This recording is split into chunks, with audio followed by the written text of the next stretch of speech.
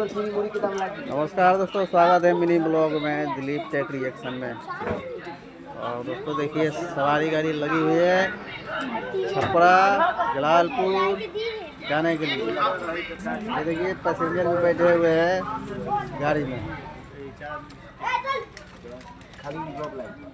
चलो छपरा जलालपुर, छपरा जलालपुर, छपरा जलालपुर।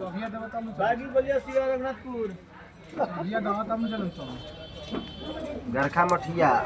ये देखिए सब सवारी बैठे हुए हैं अंदर और एक ड्राइवर बैठा हुआ है। कौन पहले आ जाता? और हम यहाँ ब्लॉग शूट कर रहे हैं आप लोगों के लिए।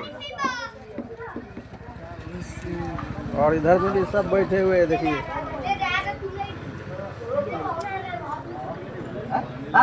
पानी हिला देता है वो खाली दिन रहे।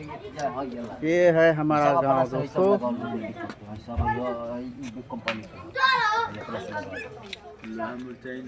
देखिए पूरा वीडियो। बहुत दिन